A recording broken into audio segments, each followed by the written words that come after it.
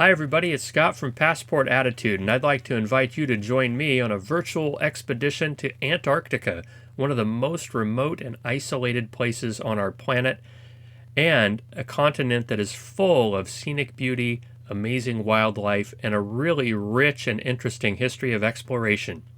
So bundle up and let's have some fun together. As you can see from the map, Antarctica is shaped a little bit like a stingray. Today, we're going to be visiting the left-hand side of the map, which is the tail of the stingray. It's called the Antarctic Peninsula, and it's the closest point that you can access from the South American continent, from the little town of Ushuaia, where we'll start our cruise in just a little while. Before we begin our expedition, let's go over a few fun facts about Antarctica. First of all, Antarctica is the southernmost continent on Earth. The South Pole is found in Antarctica, and this continent is completely surrounded by the Southern Ocean. Also of note, most of Antarctica is covered in ice over 1 mile thick. But in spite of this, Antarctica is actually considered a desert because it doesn't get all that much rain. If you want to talk about cold temperatures, they've had the coldest temperature on Earth recorded in Antarctica. It was minus 128.6 degrees Fahrenheit. That's pretty darn chilly. Also, humans don't have permanent homes in Antarctica. There are a few science research stations located there, and we might see some along the way. You might be aware of some of the well-known animals that live in Antarctica, including penguins, seals, and whales, just to name a few. We'll probably see a few of those during our expedition. Also, Antarctica means opposite to the north in the Greek language. Around 90% of the ice on Earth is found in Antarctica. And finally, Antarctica is the 5th biggest continent on Earth. Once Antarctica was discovered in the 1800s, it wasn't too long after that there were some hardy and motivated people who were interested in exploring it and seeing if they could be the first to reach the South Pole. One of the first to try it was a guy named Roald Amundsen. He was from Norway. In 1911, he was in a race with an Englishman named Robert Scott to be the first person ever to reach the South Pole.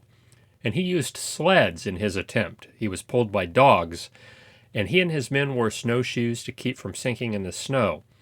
Now, he got a head start and had pretty decent weather with no storms, so they were able to travel pretty quickly. And on December 14th, 1911, Amundsen and his team became the first humans to reach the South Pole. That must have been quite an incredible feeling. Now, in that very same year of 1911, Robert Scott and his team began their quest for the South Pole, and he and his team pulled their sleds themselves. They got started a little bit later than Amundsen, and they faced blizzards and some really bad weather. But in January 1912, Scott and his team reached the South Pole, but they realized that Amundsen had beat them there. His Norwegian flag was flying at the South Pole. Sadly, Scott and his team ran out of food and had more blizzards on their return from the South Pole, and none of them survived.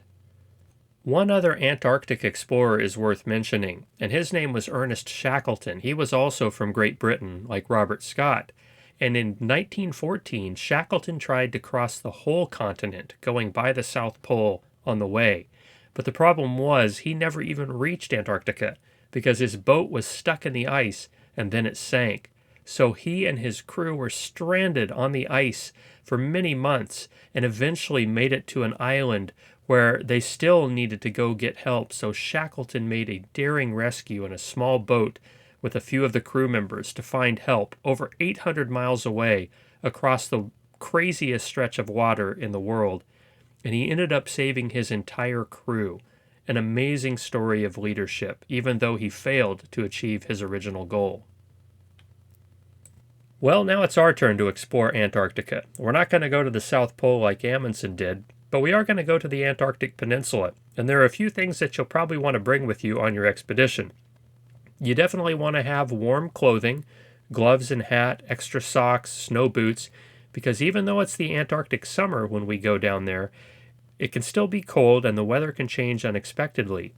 You also should have good sunglasses and sunscreen because the sun can be quite brilliant and you can get sunburnt pretty easily down there if you don't have that kind of stuff with you. Also, your camera and extra batteries and your journal so you can document all the amazing experiences you're going to have while in this remote place.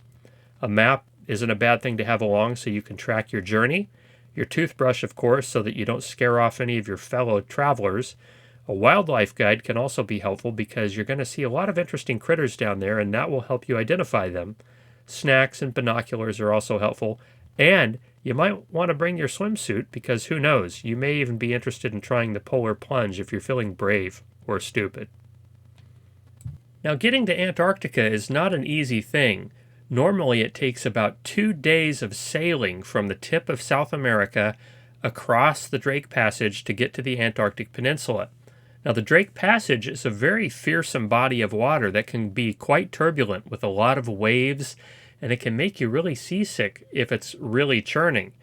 The passage is named for Sir Francis Drake. He was an English sea captain who lived in the 1500s, and he was the second person to sail all the way around the world.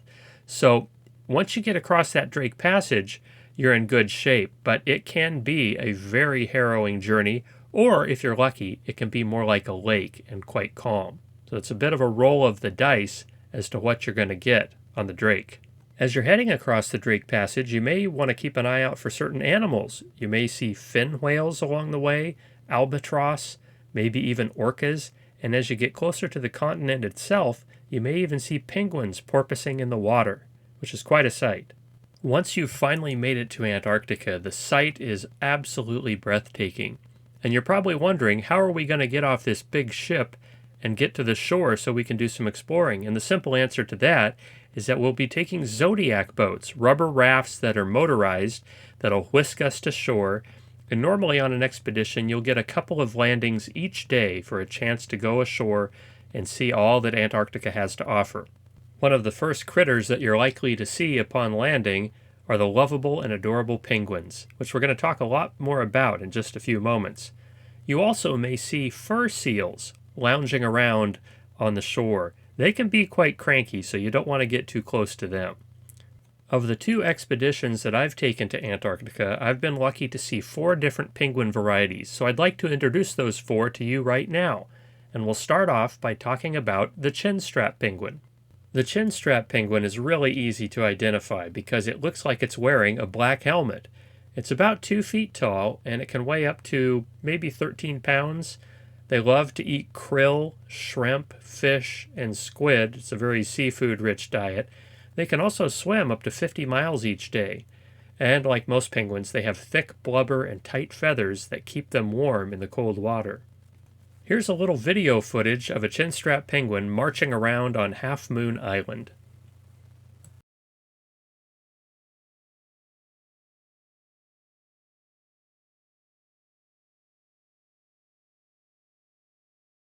The next variety of penguin that we'll look at is called the macaroni penguin.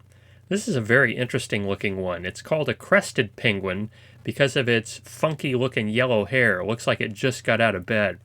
It's about the same size as a chinstrap penguin, and you can notice that it has a large orange-brown bill, a little bit different looking than the chinstrap we just saw. Next, let's take a look at the Adelie penguin. This particular variety was named for the wife of a French explorer, Adelie. How'd you like to have a penguin named after you? Pretty cool, huh? Well, these particular penguins have a white ring around their eye. That's what makes them distinctive. You can pick them out from among the other penguins. Adelies can swim quite fast, up to 45 miles per hour, and like most penguins, they build nests out of stones, and they lay 2 eggs usually. And the parents take turns keeping the eggs warm while the other mate finds food. Finally, let's take a look at the Gentoo penguin.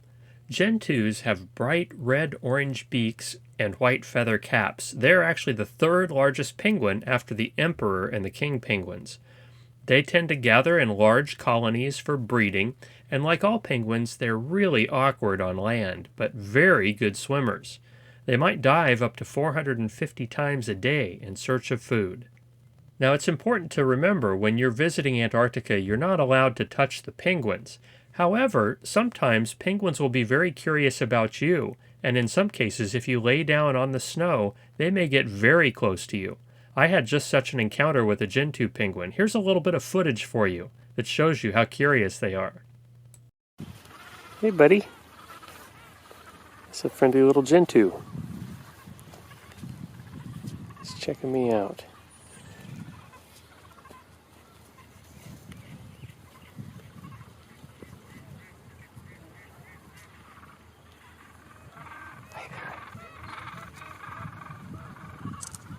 Penguins are also well known for stealing the rocks from each other's nests. Here's a little video footage of a penguin kleptomaniac. Okay, we got a little penguin nest thief here. He's grabbing rocks from his buddy's nest, and he's taking them, putting them back over where his is, or hers. A little Gentoo here on near Paradise Bay at the Argentine base here. Going over to get some more rocks. There he goes, he's picking out a real good one there. Penguin kleptomaniac. No matter what time during the Antarctic summer that you come to see the penguins, you can usually find them hanging out together in what is called a rookery. In this picture, you can see that they look like exploded pillows because it's late in the season and they're getting rid of their old feathers, getting ready for the new ones to come in. If you come a little bit earlier in the season, like I did this past January, you're likely to see the penguin chicks, and they are absolutely adorable. Like most baby animals, penguin chicks are completely dependent upon their parents for food. They're not able to go into the ocean and feed themselves, so their parents do it for them and then come back ashore and feed them by regurgitation. They basically hunt for the krill and squid and fish, and then they swallow that food and save it for later, partially digesting the food in their stomachs. And after a few hours, the penguin then coughs up the food and feeds it to their chicks by pouring it into their beaks. It seems kind of gross to us humans who don't eat that way, but if the penguin chicks didn't have this, they wouldn't survive. Here's a little bit of video footage of how that works. Try not to be grossed out. Oh, they're still being fed. Yeah.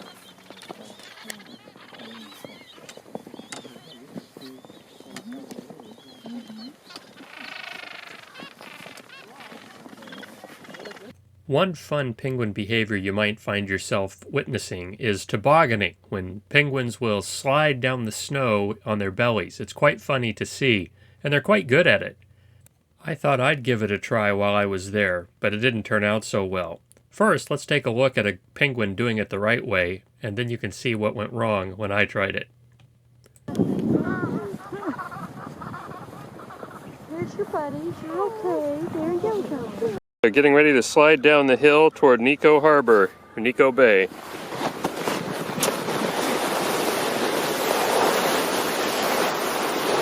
Hi, Pat. Woohoo! Whoa! Woohoo!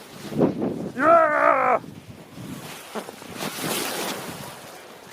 Awesome! Okay, that wasn't very graceful. I should probably leave the tobogganing to the penguins. You know, another thing the penguins are really good at is molting, and this is something they do once a year when they get rid of their old feathers all at once, and like I showed you earlier, it looks a little bit like an exploding pillow. Once the penguins are finished molting, they have to clean their new feathers and get rid of any dirt. Once that cleaning process is complete, the penguins then waterproof their new feathers using oil from a gland that's located near their rear end. It's pretty ingenious. They use their bill to get some of that oil, and then they rub it all over their feathers. This is called preening. Once the preening process is complete, the penguins are now waterproof, and they're protected against the cold Antarctic waters, and they can swim freely and still keep warm. It's a pretty amazing process. Unlike penguins, humans are not really well suited for the Antarctic waters. Just look what happens when this sorry sap takes a dip in the ocean. Here go, Scott. Going, Pat? The polar plunge. Hey girls, this is for you. You dared me to do it. Oh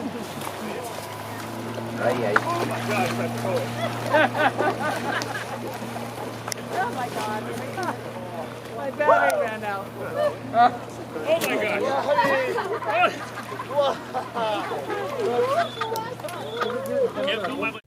As you can imagine, the penguin does have predators that it has to be aware of and try to avoid. The skua is a bird that tends to feed on the chicks or on smaller penguins. But probably the biggest threat to the penguin is the leopard seal. It is a beautiful and magnificent animal, but one that should not be messed with, even by humans.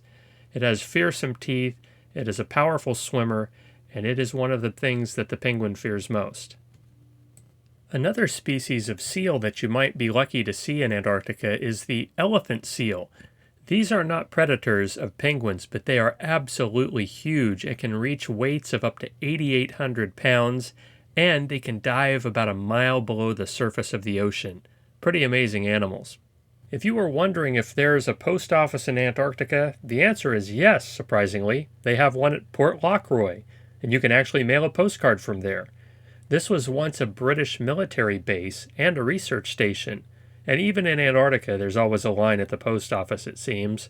And if you get to the post office after the postmaster has already left for the season, it may take several months for your postcard to reach its intended recipient. Last time when I was there, my postcards made it home pretty quickly, but on my first expedition, I mailed my postcards in March, and they didn't arrive to my girls until about November or December. Now, aside from the wonderful animals that you're sure to see in Antarctica, one of the most amazing sights are the icebergs, which come in all kinds of shapes and sizes. An iceberg is simply a large piece of freshwater ice that is broken off from a glacier or an ice shelf and is floating freely in the water. Some icebergs can be as large as an entire country. Usually, only a small part of the iceberg is above the water. The rest is hidden underneath. That's where we get the phrase, the tip of the iceberg. In the following video, you can see how an iceberg might be formed as a large amount of ice comes off of a glacier and crashes into the sea.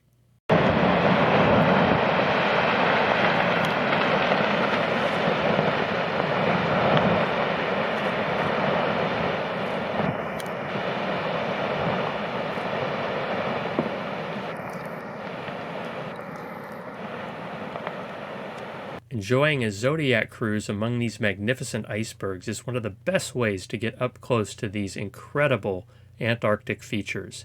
And along the way, you may see different types like a shiny dimpled iceberg, or perhaps a large tabular iceberg. Very likely, you'll also see ones that are small, clear icebergs that you can see right through. Pinnacle icebergs with jagged points may be one of the featured attractions on your cruise. Or you may see pillowy, soft, dome-shaped icebergs. Perhaps one of my favorites the last time I was there was one that looked like a castle. You never know what you're going to see when you're out here. One of the best things you can do in Antarctica is just to put your boots on and go for a wonderful walk amidst the frozen scenery of this magical place. You're not able to go off on your own here. You have to stick with your expedition guides, but it is a wonderful way to get exercise, to take in the cool air, enjoy new friends, and to climb up a hill and get a view like you've never seen before. On occasion, you might even have a little bit of time to just hang out by yourself and take in all the wonderful surroundings. There's a pretty strong chance that you're going to make memories that will last you a lifetime. And if you're lucky, before you leave Antarctica and head back to South America, you may get a chance like we did to see a majestic humpback whale up close.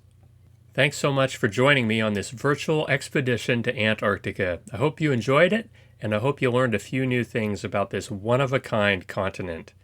If you had fun on this virtual expedition and would enjoy other content like this, feel free to subscribe to my YouTube channel, Passport Attitude, or check out my blog at passportattitude.com, where I'll be sharing a growing number of fun posts and ideas that will help you be an explorer at home and abroad. And if you have friends or family who are explorers at heart, thanks in advance for telling them about these sites. Finally, if you enjoy traveling and getting to places beyond just the normal tourist sites, connecting with culture, history, and scenery, you should check out Walking Adventures, the wonderful company I've been guiding with since 2007. We usually offer trips to Antarctica every 5 years or so, and they are absolutely out of this world. Take care, everybody.